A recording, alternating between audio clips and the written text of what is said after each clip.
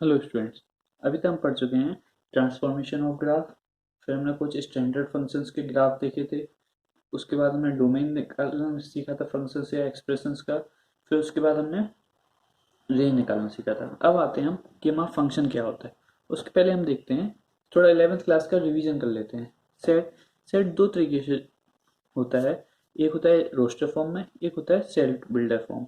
और ये हमेशा इसके अंदर जितने भी एलिमेंट्स लिखे जाएंगे वो हमेशा कॉमा से सेपरेट होंगे। जैसे मैं लिखूँ 2, 4, 6, 8, 10। तो इस सेट में कितने एलिमेंट्स हैं? 5 एलिमेंट्स हैं और ये हमेशा कॉमा से सेपरेट होंगे। याद रखिएगा, ये जनरली हम इसमें इंक्रीजिंग ऑर्डर से लिखते हैं और कभी भी सेट में कोई भी एलिमेंट रिपीट नहीं करते। ये हमारा होता है रोस्टर फॉर्म। और सेट बिल्डर फॉर्म में कैसे लिखते हैं? सेट बिल्डर में लिखते हैं हम x इज ए इवन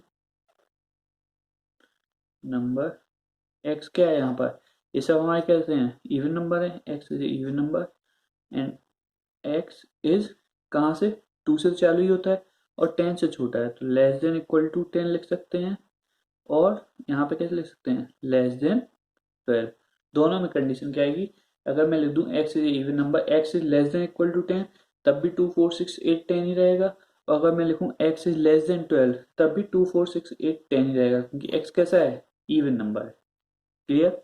ये बात हो गई हमारी सेट को कैसे रिप्रेजेंट करते हैं। एक और यहाँ पे एम्प्टी सेट देख लेते हैं। अगर मैं यहाँ पे कुछ न लिखूं तो इसको बोलते हैं एम्प्टी सेट। एम्प्टी सेट इसको और कैसे डिफाइन शो करते हैं? 5 से। क्लियर? अब आते हैं सबसेट पर। सबसेट क्या? अगर मैं मान लूं इसको लेता हूं, कोई एक सेट था। सबसेट क्या होगा? सबसेट होगा एक ऐसा सेट जो किसी बड़े सेट से, जिसके एलिमेंट्स किसी बड़े सेट से लिए गए हों। जैसे मैं कहूँ बी एक सेट है जिसमें एलिमेंट है 4 और 6। तो बी कहाँ से है? 4 और 6 ए में भी प्रेजेंट है, तो बी हमारा क्या हो जाएगा? B is a subset of A.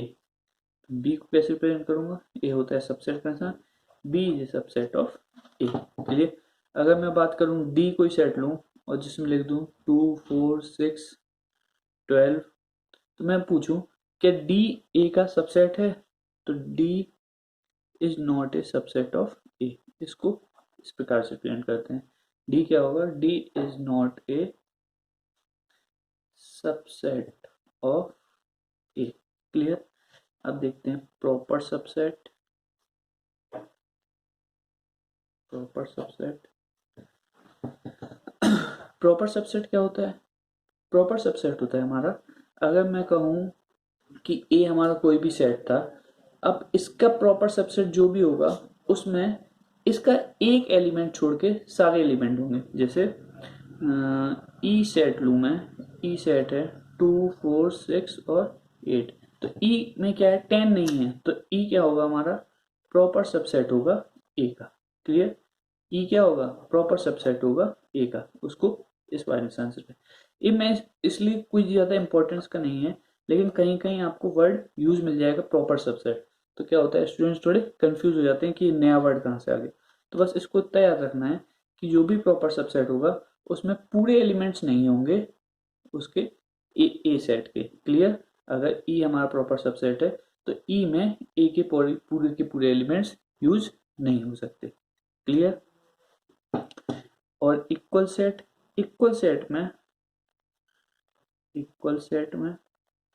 Equal set में क्या होता है? एक तो नंबर ऑफ एलिमेंट्स बराबर होना चाहिए और एलिमेंट्स भी सेम होना चाहिए। Elements should be same. Elements क्या होना चाहिए? सेम होना चाहिए। And number of elements should be equal. ये दो कंडीशन होनी चाहिए। एक तो एलिमेंट्स क्या होना चाहिए? सेम के सेम होने चाहिए। और एलिमेंट्स कैसे होने चाहिए? नंबर ऑफ एलिमेंट्स कैसे होने चाहिए? इक्वल। नंबर ऑफ एलिमेंट्स को डिनोट कैसे करते हैं? यहीं पे चीजें आ रही हैं, उनको रिवाइज कर लेते हैं। नंबर ऑफ एलिमेंट्स को कैसे रिप्रेजेंट करते हैं? अगर मुझे बताना है कि ए सेट में कितने एलिमेंट्स थे, तो एन ए लिखता हूँ equal to 5। N B set में कितने एलिमेंट्स थे, 2, तो n B. N D D set में कितने एलिमेंट्स थे, 4। तो इसको नंबर ऑफ एलिमेंट्स को इस प्रकार से हम रिप्रेजेंट करते हैं। अब आता है कार्टेशियन प्रोडक्ट। कार्टेशियन प्रोडक्ट, कोई भी दो सेट का हम मल्टीप्लाई करें तो उसको बोलते हैं कार्टेशियन प्रोडक्ट। कैसे निकालते हैं, जैसे ए कोई सेट है 1 2 3, बी कोई सेट है 4 5 और 6। क्लियर, ए कोई सेट है 1 2 3 और बी कोई सेट है 4 5 6। तो इसका मुझे कार्टेशियन प्रोडक्ट निकालना है ए क्रॉस बी। तो कैसे निकालूंगा, पहले मैं ए सेट को इस तरीके से लिख लूंगा, बी सेट को 4 5 6। अब मैं क्या करूंगा, कार्टेशियन प्रोडक्ट क्या होता है, 1 का 4 से, 1 का 5 से, 1 का 6 से। कैसे, 1 4 1 5 1 6। क्लियर, अब ऐसे ही 2 का 4 से, 2 का 5 से, 2 का 6 से, 2 का 4 से, 2 का 5 से, 2 का 6 से, इनको हम कॉमा से सेपरेट करेंगे। ए इसमें क्या है, 1 4 एक पूरा का पूरा एक क्या है, एलिमेंट है। इस सेट में हमारा 1 4 पूरा का पूरा क्या है, एक एलिमेंट। ऐसे ही सेम 3 का 4 से, 3 का 5 से, 3 का 6। क्लियर, तो ए इंटू बी में कितने एलिमेंट्स मिले हमें, 1 2 3 4 5 6 7 8 9 एलिमेंट। तो कितने बाई कितने का था, ए 3/3 का। तो 1 का 4 से वो, 1 का 5 से वो, 1 का 6 से। सिमिलरली 2 का 4 से, 5 से, 6 से, 3 का 4 5 6 से। तो ये हमारा कार्टेशियन प्रोडक्ट। अब आते हैं हम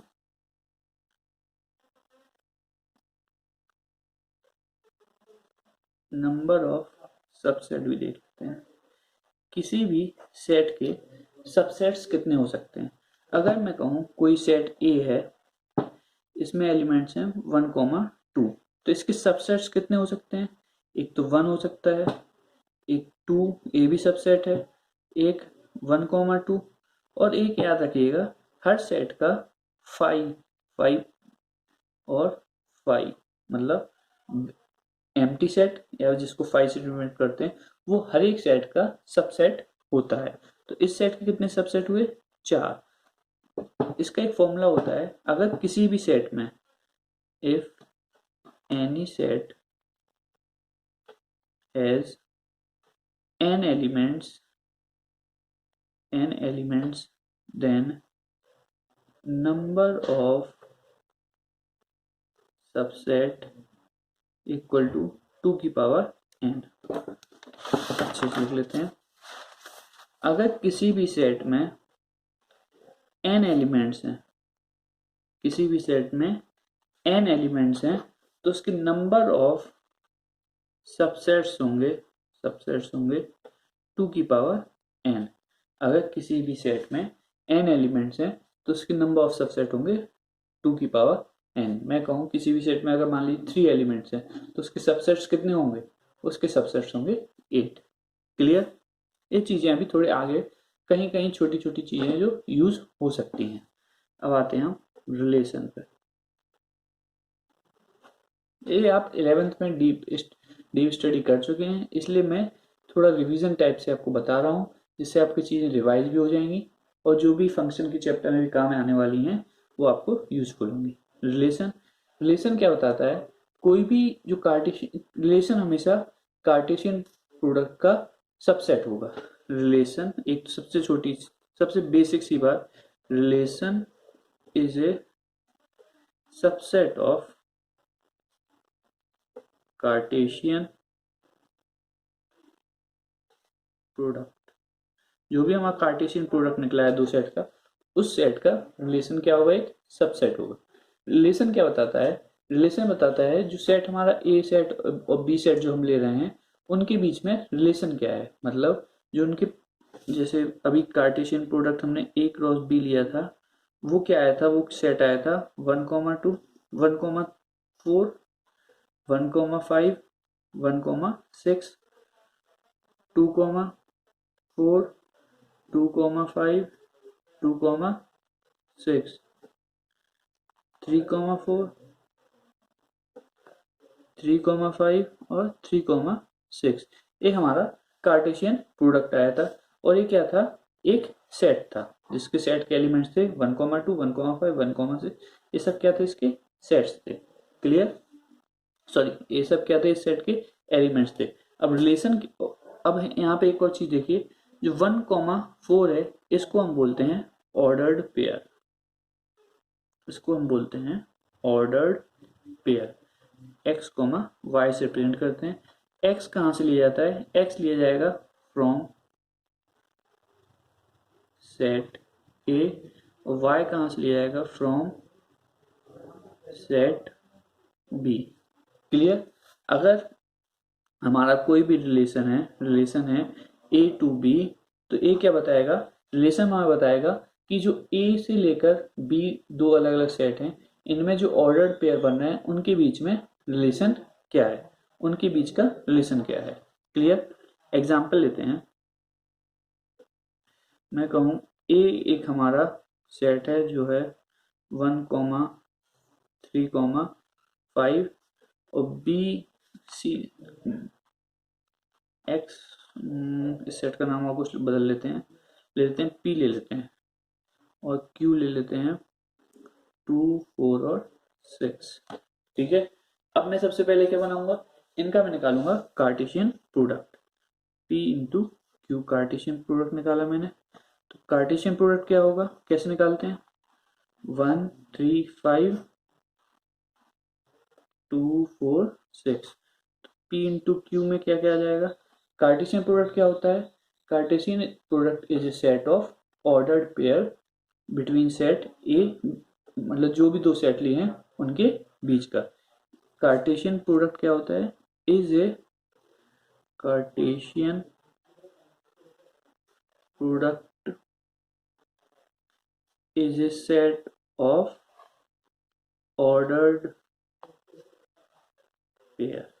क्लियर, क्या है, एक सेट है किसका, ऑर्डर्ड पेयर का।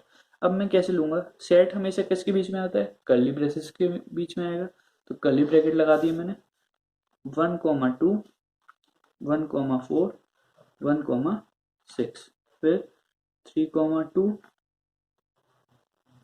3,4, 3,6, फिर 5,2, 5,4 और 5,6। इन सारे एलिमेंट्स को हम कोमा से सेपरेट करेंगे। ये ध्यान रखिएगा आप थोड़ा, कभी भी सेट में अगर दो एलिमेंट्स को सेपरेट करना है तो हम कोमा से सेपरेट करते हैं। क्लियर, तो P इंटू क्यू आ गया। अब बात कर रहे थे हम रिलेशन की। रिलेशन क्या होता है, रिलेशन है सबसेट ऑफ कार्टेशियन प्रोडक्ट, मतलब जो भी हमारा रिलेशन होगा वो किन एलिमेंट से बन सकता है, इन्हीं एलिमेंट से। और रिलेशन होता क्या है, रिलेशन बताता है कोई भी दो सेट्स की जो ऑर्डर्ड पेयर बने हैं उनके बीच में रिलेशन क्या है। जैसे मैं बात करूं रिलेशन वन, बात करूं रिलेशन 1 एक्स कोमा वाई, ये क्या हो गया, ऑर्डर्ड पेयर हो गया। रिलेशन 1 क्या होगा, एक सेट ही होगा। तो रिलेशन R1 को मैं डिफाइन किया, x comma y, x is less than equal to y, x is less than equal to y, मैंने इस तरीके से इसको डिफाइन किया। अब मुझे P into Q, P into Q के जितने भी एलिमेंट्स हैं उनमें देखना है कि ए वाला रिलेशन कहाँ कहाँ सेटिस्फाई कर रहा है। तो R1 क्या होगा, R1 क्या क्या होगा, 1,2 क्या सेटिस्फाई कर रहा है, हाँ कर रहा है, तो आ जाएगा 1,4, ये भी सेटिस्फाई कर गया, 1,6 ये भी सेटिस्फाई कर गया। क्लियर, अब देखा मैंने इसमें 3,2, क्या 3 2 से कम है क्या, नहीं, तो ये वाला एलिमेंट यहाँ पे नहीं आ सकता। फिर मैंने देखा 3,4, 3 क्या 4 से कम है, ये भी नहीं आ सकता। 3,6, तो ये 3,6 यहाँ पर आ गया। फिर 5,2 आ सकता है, नहीं, 5,4 नहीं, 5,6 आ सकता है। तो R1 क्या हुआ, P इंटू क्यू का एक सबसेट हो गया। R1 क्या हुआ हमारा, कार्टेशियन प्रोडक्ट का एक सबसेट निकला। अब मैं R2 दूसरा कोई रिलेशन लेता हूँ, x, y, यहाँ पर मैं लेता हूँ x is greater than equal to y। अब मैंने क्या लिया, x हमारा क्या होगा, y से बड़ा होना चाहिए। तो R2 रिलेशन में कौन कौन से एलिमेंट्स आएंगे, अब यही P इंटू क्यू का देखिए, 1,2 ये भी नहीं आएगा, 1,4 भी नहीं आ सकता, 1,6 भी नहीं आ सकता, 3,2 हाँ 3 क्या है, 2 से बड़ा है, 3,2 3 3,4 नहीं आ सकता। यहाँ पर मेरा एक एलिमेंट मिस कर गया, 3,4 3,6 आएगा क्या, हाँ यहाँ पे आ सकता है 3,6, 5,2 आ सकता है, 5,4 आ सकता है, 5,6 आएगा क्या, नहीं 5,6 नहीं आएगा। क्लियर। तो मेरा जो R2 रिलेशन है वो क्या कहता है, वो कहता है कि x क्या है हमारा, y से बड़ा है। तो मैंने P इंटू क्यू के जितने भी ऑर्डर्ड पेयर थे या फिर जितने भी एलिमेंट्स थे उनको देखा, उनमें से मैंने वो एलिमेंट्स निकाल लिए जहां से वाली कंडीशन क्या कर रही थी हमारी, सेटिस्फाई कर रही थी। तो एक रिलेशन क्या पता चला, रिलेशन क्या है, कार्टेशियन प्रोडक्ट का एक सबसेट है और दो सेटों को ये रिलेट करता है, मतलब कि उस सेट में वो एलिमेंट्स आएंगे जो हमारे दो सेट्स के बीच का रिलेशन डिफाइन करेंगे। जैसे इस वाले सेट में क्या डिफाइन कर रहा था, इस वाले पहले सेट में डिफाइन कर रहा था कि x की वैल्यू y से कम होनी चाहिए या फिर उसके बराबर हो सकती है। सेकंड रिलेशन क्या डिफाइन कर रहा था कि x की वैल्यू y से बड़ी होनी चाहिए उसके बराबर। अगर मैं लूं थर्ड रिलेशन लेता हूं x, y, यहाँ पे क्या बताता है कि कौन सी चीज कैसे लिखना है, ऑर्डर्ड पेयर में लिखना है x, y। x कहाँ से आएगा, x आएगा हमारा p सेट से, y कहाँ से आएगा, q सेट से, क्योंकि हमारा जो कार्टेशियन प्रोडक्ट था वो क्या था, p इंटू क्यू। क्लियर। तो x, y, अब रिलेशन क्या बोलता है, x equal to y. Clear. अब हमें कौन से ऑर्डर पेयर लेने हैं जहाँ पे x क्या होगा हमारा, y के बराबर होगा। तो हमने देखा p इंटू क्यू के कार्टेशियन प्रोडक्ट में कहीं पे भी x y के बराबर नहीं है, तो ये कैसा हो जाएगा, एम्प्टी सेट। क्या होगा ये, एम्प्टी सेट। और जैसा मैंने बताया कि एम्प्टी सेट हर एक सेट का सबसेट होता है। Empty set is a subset of every set. इसको नोट भी कर सकते हो आप, empty set is a subset of every set। Clear. तो यहाँ पे R3 क्या हुआ, एम्प्टी सेट हुआ, इसको और कैसे डिफाइन कर सकते हैं, 5 से हम डिनोट करते हैं। Clear. Empty set is a subset of every set. R3 को कैसे डिफाइन किया, R3 डिफाइन था हमारा x इक्वल टू वाई। तो x इक्वल टू वाई तो कहीं पे हो ही नहीं रहा है, तो R3 मेरा क्या हो जाएगा, एक एम्प्टी सेट हो जाएगा, जिसको हम कैसे डिफाइन करेंगे, 5 से। क्लियर। अब इसमें कुछ चीजें होती हैं, बेसिक चीजें, वो और देख लेते हैं, image and pre image. Image और प्री इमेज। इमेज क्या होता है, सेट ऑफ वाई, मतलब कोई भी जो रिलेशन है उसमें ऑर्डर्ड पेयर में जो x, y जितने भी y थे वो काय में आएंगे, इमेज में आएंगे। और प्री इमेज में क्या आएंगे, सेट ऑफ x। क्लियर। जैसे हमारा R1 सेट था 1,2, 1,4, 1,6, 3,4, 3,6 और 5,6। तो मैं बोलूं इस सेट की इमेज क्या होंगी, इमेज क्या होंगी, इमेज मैंने बोला है सेट ऑफ y। तो y कहाँ पे है, x, y था, 2 भी है, 4 है और 6 है, 2, 4, 6। और जैसा कि आपको बताया है कि जो हमारा सेट होता है उसमें एलिमेंट्स रिपीट नहीं होते, तो 4, 6 ये तो रिपीट हो रहे हैं, तो यहाँ पे लिखने की जरूरत नहीं है। प्री इमेज क्या होगा, प्री इमेज में हमें क्या लेना है, हमें एक्स वाली, जो एक्स वाले टर्म वैल्यू थी जहाँ पे एक्स रखते हैं वो चीज लेना था। तो क्या होगा, 1, 1, 3, 5, 1, 3, 5। क्लियर। R2 देखें, R2 में क्या था, 3,2, 3,6, 5,2,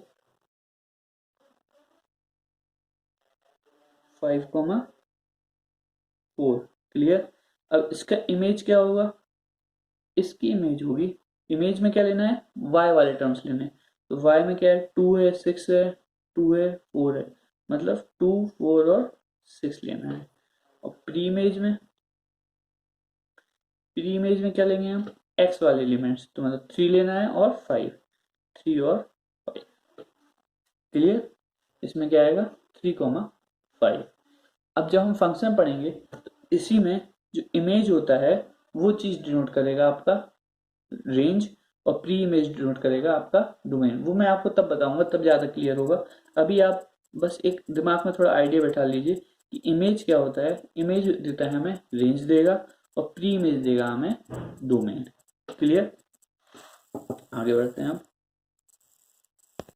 अब हम आते हैं हमारे फंक्शन पर। रिलेशन के बाद देखते हैं हम फंक्शन। फंक्शन क्या कहता है, फंक्शन भी एक, function is a special type of relation. Function क्या है, स्पेशल टाइप ऑफ रिलेशन में। फंक्शन हमारा क्या होगा, एक स्पेशल टाइप ऑफ रिलेशन ही है। फंक्शन में क्या होता है, दो चीजें ध्यान देनी होती हैं। अगर मेरा फंक्शन कोई भी, मान लीजिए अभी जो हम रिलेशन बात कर रहे थे पी सेट से लेकर क्यू सेट तक, वैसे ही फंक्शन अगर पी सेट से क्यू सेट की तरफ जाता है तो दो चीजें याद देनी चाहिए कि पी सेट का कोई भी एलिमेंट छूटना नहीं चाहिए। पी सेट का कोई भी एलिमेंट छूटना नहीं चाहिए। और दूसरी बात, पी सेट का एलिमेंट कभी भी दो बार यूज नहीं हो सकता। पी सेट का कोई भी एलिमेंट दो बार यूज नहीं हो सकता।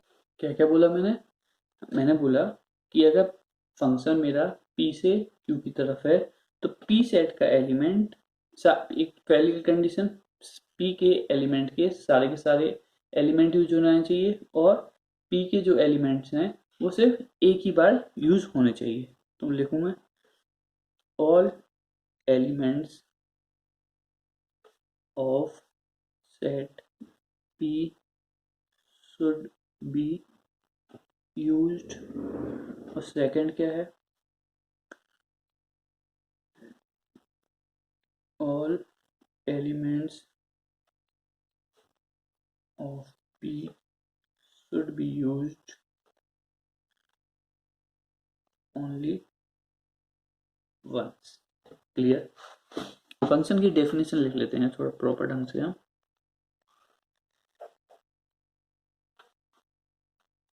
फंक्शन से f(x) is a rule which relates every element of a given set to a unique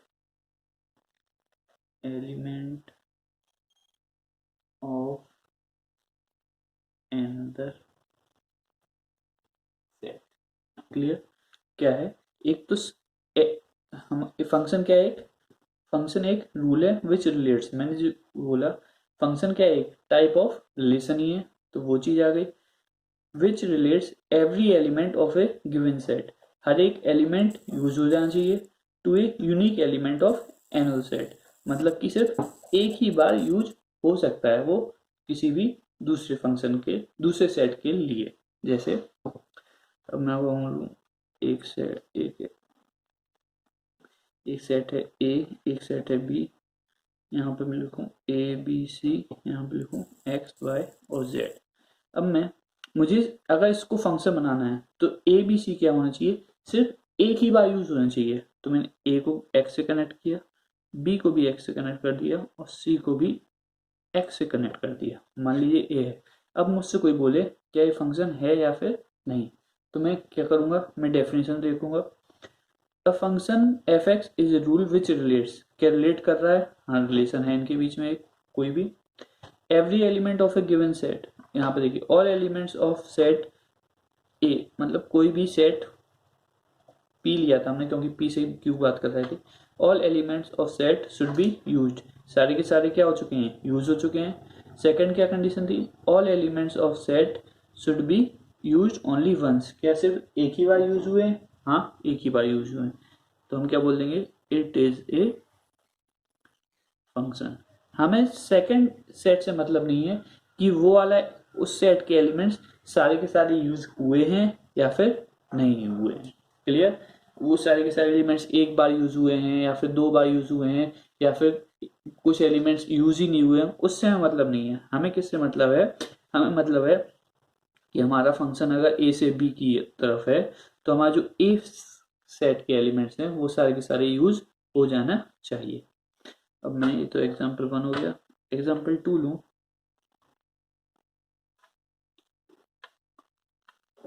A B C D 2 3 4। अब मैं ए को 1 से कनेक्ट किया, बी को 2 से, सी को 3 से, डी को 4 से। अब मैं पूछूं कि ए फंक्शन है, बिल्कुल ये आपका फंक्शन है, क्लियर।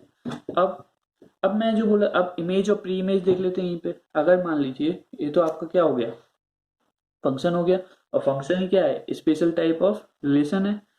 तो इमेज क्या होगी, इमेज मैंने क्या बोला था, हमेशा y कोऑर्डिनेट्स देखे जाएंगे, मतलब अगर सेट ए से लेकर बी तक है तो बी सेट में जो जो चीजें यूज हो रही थी वो चीजें देखी जाएंगी। तो इमेज में क्या आएगा, 1 2 3 4, तो यहीं पे क्या आ गया 1 2 3 4। और प्री इमेज क्या होगा, प्री इमेज क्या होगा, प्री इमेज में क्या होता है, जो भी एक्स कोऑर्डिनेट्स मतलब जो भी फर्स्ट सेट से लिए जाएंगे। तो यहाँ पे A comma B comma C comma D. अब यहीं पे आपको मैं थोड़ा डोमेन और रेंज बताता हूँ किसी फंक्शन का। अब इमेज को मैंने क्या बोला था, इमेज को मैंने बोला था आपका रेंज में आएगा, मतलब कि रेंज क्या होता है, रेंज में होता है जो जो आपके एलिमेंट सेट बी के यूज्ड हुए हैं वो किस में आएंगे, रेंज में आएंगे। और प्री इमेज क्या होगा, प्री इमेज किसी फंक्शन का डोमेन कहलाएगा, क्लियर। प्री इमेज क्या कहलाएगा, हमारा किसी भी फंक्शन का डोमेन कहलाएगा। और रेंज क्या कहलाएगा, रेंज कहलाएगा कि जो जो भी हमारा सेट बी के एलिमेंट्स यूज हुए हैं वो क्या होंगे, रेंज में आएंगे। एक और वर्ड होता है यहाँ पे कोडोमेन, कोडोमेन, कोडोमेन में हम डायरेक्ट बी सेट के जितने भी एलिमेंट्स हैं, अब वो यूज हुए हों या फिर नहीं हुए हों, वो सारे काय में आ जाते हैं कोडोमेन में। तो कोडोमेन में बी सेट कौन सा था, 1 2 3 4, क्लियर। 1 2 1 2 3 4, ये किस में आ जाएंगे, कोडोमेन में। एक एग्जांपल लेते हैं जिससे ये और क्लियर होंगे। एग्जांपल है आपका, अगर कोई भी फंक्शन है, फंक्शन, अब एक और चीज देख लेते हैं, नोटेशन ऑफ फंक्शन। फंक्शन को नोट कैसे करते हैं, फंक्शन को हम नोट करते हैं, अगर मुझे फंक्शन सेट ए से सेट बी की तरफ नोट करना है तो फंक्शन ए से लेकर बी तक, ठीक है, फंक्शन ए टू बी। यहाँ पे क्या है, ए सेट के एलिमेंट्स क्या होंगे हमारे, यहां से x वाला टर्म लिया जाएगा, यहां से y वाला टर्म लिया जाएगा, क्लियर। तो अगर मैं लिखता हूं फंक्शन a टू b, तो यहां से क्या लिए जाएंगे, x वेरिएबल लिए जाएंगे। और x वेरिएबल क्या होता है आपका, इंडिपेंडेंट वेरिएबल होता है। और b सेट से क्या लिया जाएगा, y वेरिएबल लिए जाएंगे। अगर मैं ऑर्डर पेयर x y लिखता हूं तो a से क्या लिया जाएगा, x वेरिएबल जो कि इंडिपेंडेंट वेरिएबल होता है, और y वेरिएबल होता है डिपेंडेंट वेरिएबल, क्लियर। तो हमारा जो x वेरिएबल है वो कहां से लिया गया, सेट a से लिया गया, और जो y वेरिएबल है वो सेट b से लिया गया। अगर हमने ऑर्डर x y लिखा है तो हमारा जो फंक्शन कैसे डिफाइंड होगा, फंक्शन a टू b। अब इसी में लेते हैं एग्जांपल ले रहे थे हम। अगर हमारा फंक्शन p से q की तरफ डिफाइंड है और p सेट है हमारा अल्फा बीटा गामा और डेल्टा, और q सेट है 4 5 6 7। क्लियर। अब q सेट है हमारा 4 5 6 7। अल्फा को 4 से कनेक्ट किया, बीटा को 5 से, गामा को भी 5 से और डेल्टा को भी 5 से। तो सबसे पहले अगर मैं पूछूं क्या ये फंक्शन है, तो फंक्शन के लिए दो कंडीशन होती हैं। क्या कि जो फंक्शन का पहला सेट था जहां से डिफाइंड है p से q की तरफ डिफाइंड है, तो p सेट के सारे एलिमेंट यूज हो जाने चाहिए, सारे के सारे एलिमेंट यूज है। सेकेंड कंडीशन थी कि p के जो एलिमेंट्स हैं वो सिर्फ एक ही बार यूज होने चाहिए। तो p सेट के एलिमेंट्स क्या हैं, एक ही बार यूज हुए हैं। तो मैं डायरेक्ट ले सकता हूँ कि फंक्शन p से लेकर q तक मेरा डिफाइंड है। तो इस फंक्शन का मुझे अगर मैं कहूँ डोमेन क्या होगा, डोमेन कहाँ से आता है, डोमेन आता है जो फर्स्ट सेट है, यहाँ से क्या आएगा डोमेन। मतलब कि यहाँ पे अगर मैं देखूं जो x वेरिएबल है इंडिपेंडेंट वेरिएबल, यहाँ से मेरा क्या निकलेगा डोमेन निकलेगा इंडिपेंडेंट वेरिएबल से, और डिपेंडेंट वेरिएबल से क्या निकलेगा मेरा रेंज निकलने वाला है। मतलब y से क्या निकलेगा मेरा रेंज। तो डोमेन में क्या आएगा, डोमेन में आना है जो सेट p के एलिमेंट्स सारे के सारे किस में आ जाएंगे डोमेन में, तो जो है अल्फा बीटा गामा और डेल्टा। क्लियर। इसके बाद लिखता हूँ कोडोमेन। कोडोमेन में क्या बताया था, कोडोमेन में बताया था अगर कोई भी फंक्शन p से q तक के लिए डिफाइंड है तो q के सारे एलिमेंट्स किस में आ जाएंगे कोडोमेन में आ जाएंगे। q के सारे एलिमेंट्स किस में आ जाएंगे कोडोमेन में। तो 4 5 6 7 किस में आ गया कोडोमेन में। अब मैं बात करूं रेंज की, रेंज में क्या आना था, रेंज में आना था कि जो भी हमारी इमेजेस फॉर्म हुई है, मतलब क्यू सेट के जो जो एलिमेंट्स यूज्ड अप हुए हैं उनको कहाँ पे डालना था मुझे रेंज में। तो कौन कौन से एलिमेंट्स यूज हुए हैं 4 5। क्लियर। तो मैं यहाँ पे साफ साफ देख पा रहा हूँ कि कोडोमेन में तो पूरा का पूरा सेट क्यू आना ही आना है, और रेंज में पूरा पूरा सेट आ भी सकता है और नहीं भी आ सकता, डिपेंड करता है कि कौन कौन सी वैल्यू यूज हो रही है। तो मैं यहाँ से कह सकता हूँ कि मेरा जो रेंज होगा वो रेंज होगा हमेशा सबसेट ऑफ कोडोमेन होगा। रेंज मेरा क्या होगा सबसेट ऑफ कोडोमेन होगा। क्लियर। अब रेंज के एलिमेंट्स कोडोमेन के बराबर हो भी सकते हैं या फिर नहीं भी हो सकते, लेकिन कभी भी रेंज के एलिमेंट्स कोडोमेन से बाहर नहीं जा सकते, क्योंकि रेंज निकलना कहाँ से, रेंज निकलना क्यू से ही है, और क्यू का पूरा सेट क्या होता है कोडोमेन होता है। इसलिए रेंज हमेशा क्या होगा हमारा सबसेट ऑफ कोडोमेन होगा। क्लियर।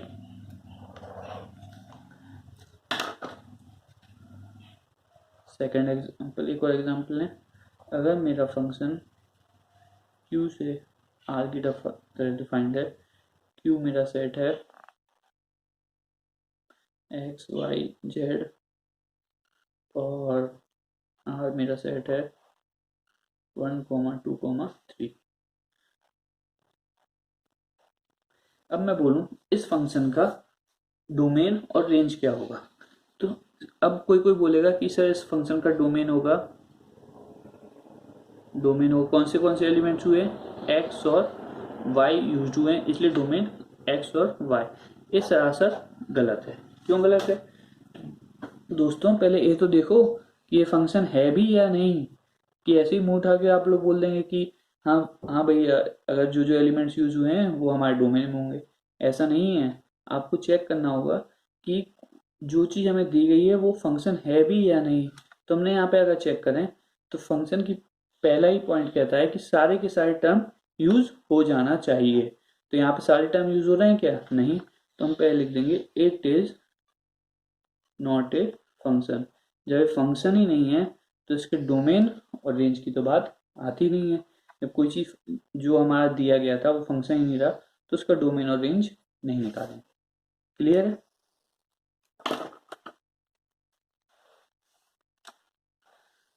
अब जैसे आपको बता चुके हैं कि डोमेन क्या होता है, डोमेन आता है हमारा प्री इमेज से और रेंज आता है हमारा इमेज से।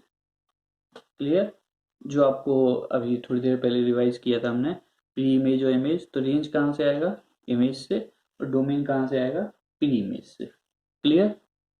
अब बात आती है क्या किसका प्री इमेज है, तो मैं यही वाला एग्जांपल लूं, अल्फा, बीटा, गामा और डेल्टा, और यहाँ पे लूं मैं 4, 5, 6 और 7। तो मैं यहाँ पे देखूं अल्फा 4 से कनेक्टेड था और बाकी सबसे से 5 से कनेक्टेड। तो अल्फा क्या है, यहां से क्या निकलना है, डोमेन, या फिर जिसको कहूं मैं प्री इमेज, और यहां से क्या निकलना है, image.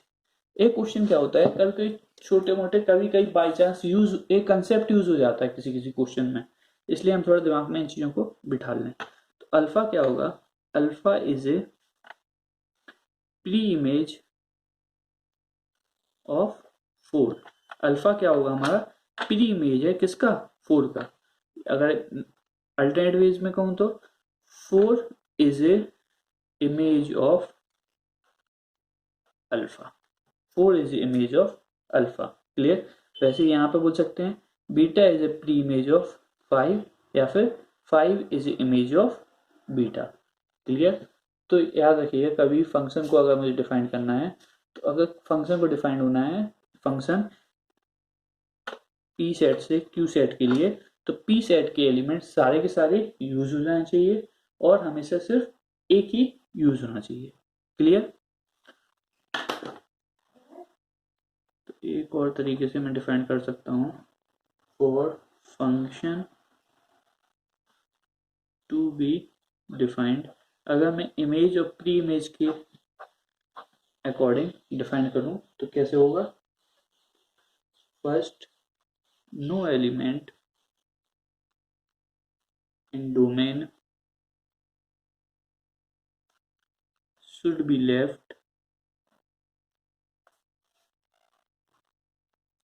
left without an image, और second point, every element of domain should have exactly one image। Clear.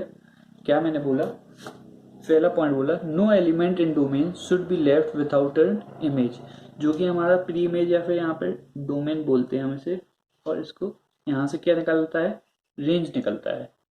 पूरा पूरा रेंज नहीं होता है, पूरा पूरा तो कोडोमेन होता है, लेकिन निकलती क्या है, रेंज निकलती है। तो यहाँ से डोमेन, तो no element in domain should be left without an image, जो भी डोमेन में है कोई भी ऐसा एलिमेंट नहीं होना चाहिए जिसकी कोई भी इमेज जनरेट ना हो रही हो। तो यहाँ अल्फा का इमेज 4, बीटा की इमेज है, गामा की इमेज है, और डेल्टा की भी इमेज है, इन सारे एलिमेंट्स की इमेज है। तो ये पहला पॉइंट सेटिस्फाई कर गया। Second point, every element of domain लिखना था, गलती हो गई, element of domain should have exactly one image. तो जो भी हमारा डोमेन में था वो उसकी क्या होनी चाहिए, सिर्फ एक ही इमेज होनी चाहिए। बात वही है, क्या पहला पॉइंट क्या था हमने पहले नोट किया था कि जो सेट पी, अगर फंक्शन हमारा पी से लेकर क्यू तक है, तो पी के एलिमेंट सिर्फ एक ही बार यूज होने चाहिए। तो no element in domain should be left without an image, एक ही बार यूज होने चाहिए और सारे के सारे यूज होने चाहिए। तो सारे के सारे यूज होने के लिए उन सबकी इमेज होना चाहिए, और सिर्फ एक ही बार यूज होना चाहिए, मतलब उनकी सिर्फ सिर्फ एक ही इमेज होनी चाहिए। क्लियर। फंक्शन को डिफाइन होने के लिए सारे के सारे जो भी डोमेन में जितने भी एलिमेंट्स हैं उन सबकी एक ही इमेज होना चाहिए और सबकी इमेज होना चाहिए। क्लियर। कोई भी ऐसा एलिमेंट ना रह जाए जिसकी एक भी इमेज ना बने, या फिर कोई भी एक ऐसा एलिमेंट ना हो जिसकी एक से ज्यादा इमेज बने। इमेज बनना है केवल एक ही इमेज बनना चाहिए। सेट अगर पी से क्यू तक डिफाइंड है तो पी में जो सेट्स हैं, पी में जो एलिमेंट्स हैं उनकी सिर्फ एक ही इमेज बनना चाहिए। क्लियर। अब मैं बात करूं ग्राफिकली।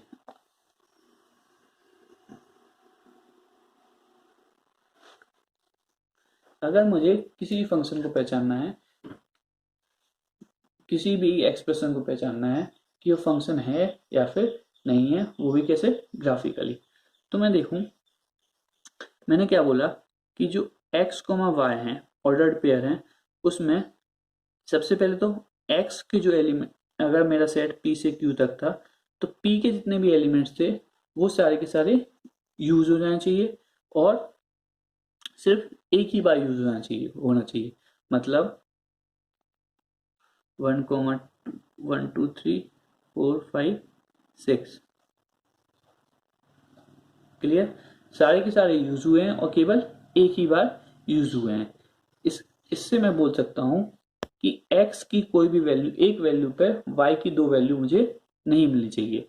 यहां से क्या है, x वाले रखे गए हैं और यहाँ पे y, मतलब x की कोई भी एक x की कोई एक वैल्यू लें, उस पर मुझे y की दो वैल्यूज नहीं मिलनी चाहिए। जैसे x यहाँ पे लिया मैंने 1, 2, 3 और y लिया 4, 5, 6। तो x की अगर 1 पे दो वैल्यू मिल गई, अगर मैंने x इक्वल टू 1 रखा और मुझे y इक्वल टू 4, 5 मिल गया, और 2 पे भी 5 मिल रहा है और 3 पे 6 मिल रहा है, तो यहाँ पे क्या हुआ, सारे सारे एलिमेंट्स तो यूज हो गए, लेकिन 1 पे क्या हुआ, 1 हमारा दो बार यूज हो गया। मतलब कि अगर मैंने किसी भी एक्सप्रेशन में x की वैल्यू 1 रखी, तो मुझे वहां पे कितनी वैल्यू मिल रही है, y की दो वैल्यूज मिल रही हैं। तो अगर ऐसा होगा तो it is not a function.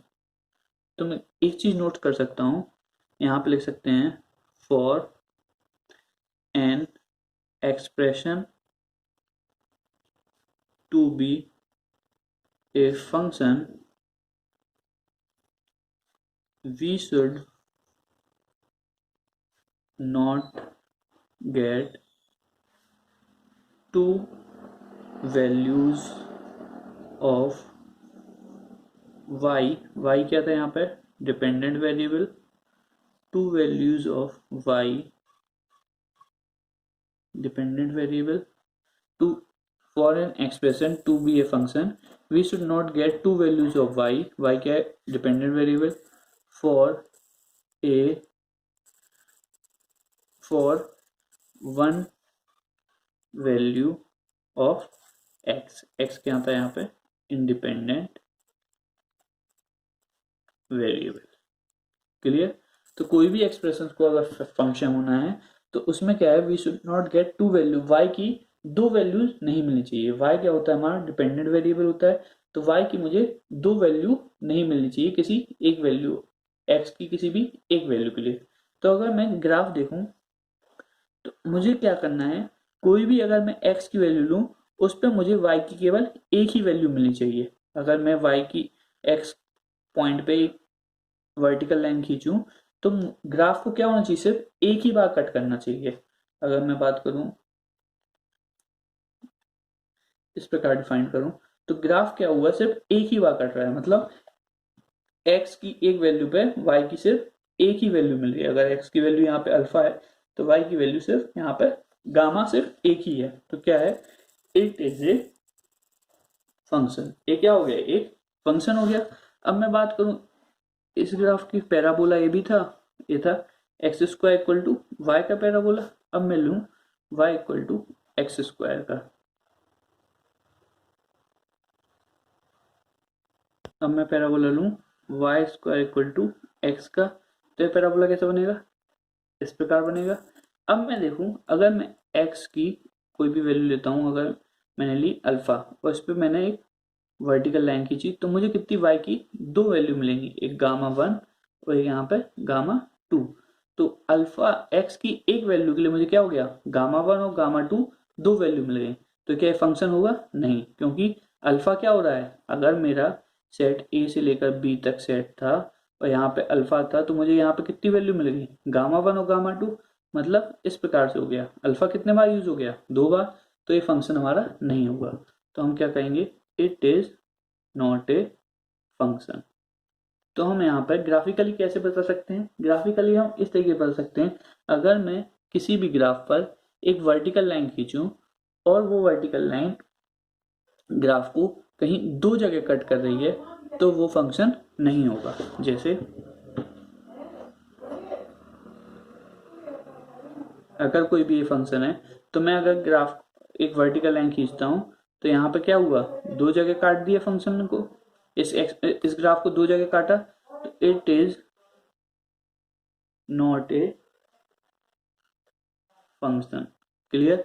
अब ग्राफिकली अगर मैं कहूँ क्या एक ग्राफ है, तो कहीं पर भी मैं वर्टिकल लाइन खींचता हूँ, ग्राफ क्या कर रहा है, ग्राफ को सिर्फ वर्टिकल लाइन एक ही जगह काट रही है। ग्राफ को कहीं पर भी मैं इस ग्राफ पर एक वर्टिकल लाइन ड्रॉ कर रहा हूँ तो ग्राफ को सिर्फ एक ही जगह कट कर रही है, तो क्या होगा, it is a function. Clear. ये हमारा फंक्शन होगा, इसको नोट कर लीजिए।